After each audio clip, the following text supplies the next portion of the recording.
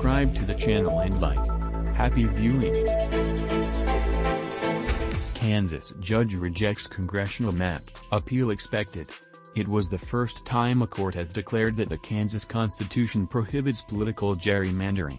It was the first time a court has declared that the Kansas Constitution prohibits political gerrymandering. The state is expected to appeal to the Kansas Supreme Court. Lawsuits over new congressional district lines have proliferated across the U.S., with Republicans looking to recapture a U.S. House majority in this year's midterm elections. State courts have struck down GOP maps in North Carolina, Ohio, and Pennsylvania, and a new map in Florida is being challenged. A mid-level appeals court in New York recently declared its new districts drawn unfairly to favor Democrats.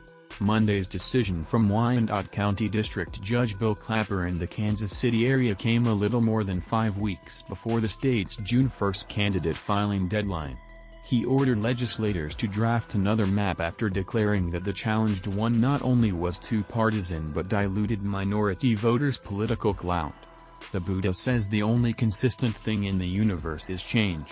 One does not have to be a Buddhist to realize change is always taking place, Clapper wrote in his 209-page opinion. We must not be naive enough to believe change can be prevented by suppressing its voice. Democrats have criticized the map as political gerrymandering. Lawsuits claimed it violated voting rights and constitutional guarantees of equal rights for all Kansas residents and freedom of speech and assembly. Critics also said the map was unacceptable under the state constitution because it diluted the political power of Black and Hispanic voters in the Kansas City area by splitting them up. Top Republican legislators immediately dismissed the ruling as coming from a partisan judge because Clapper is an elected Democrat. Nobody is shocked by that result, said Senate President Ty Masterson, a Wichita area Republican.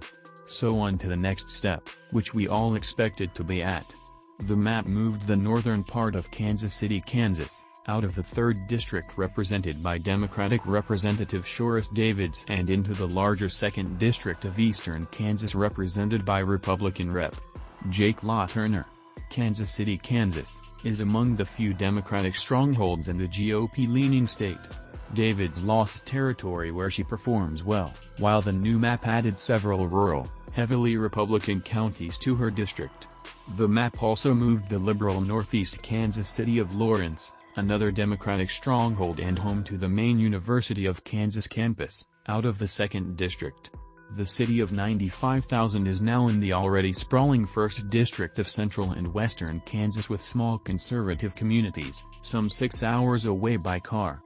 State Representative Barbara Ballard, a Lawrence Democrat, jumped up and down with joy in a State House elevator when she learned of the ruling. She noted that she had argued repeatedly that the map was gerrymandering that hurt minority voters. I'm glad they saw it for what it was, Ballard said.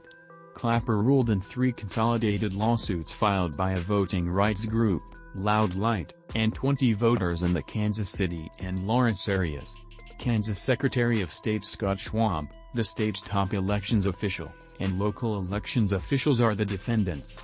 The state argued that David's district emerged slightly more competitive than it had been.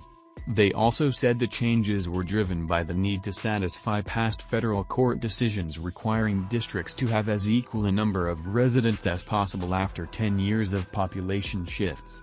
The state's attorneys also argued that nothing in the Kansas Constitution allows state courts, rather than federal courts, to review congressional maps or to consider political gerrymandering as an issue. Federal judges have decided challenges to Kansas congressional redistricting in the past. The U.S. Supreme Court ruled in 2019 that complaints about partisan gerrymandering are political issues and not for the federal courts to resolve. Clapper wrote, but when the Kansas legislature violates the Kansas Constitution, including in its enactment of congressional redistricting legislation, Kansas courts have the power and duty to exercise judicial review and invalidate the legislature's unconstitutional action. Meanwhile, the Kansas Supreme Court has until May 25 under the state constitution to rule on a separate law drawing Kansas House, Kansas Senate and State Board of Education districts. That's all, thanks for watching, and see you in the next video.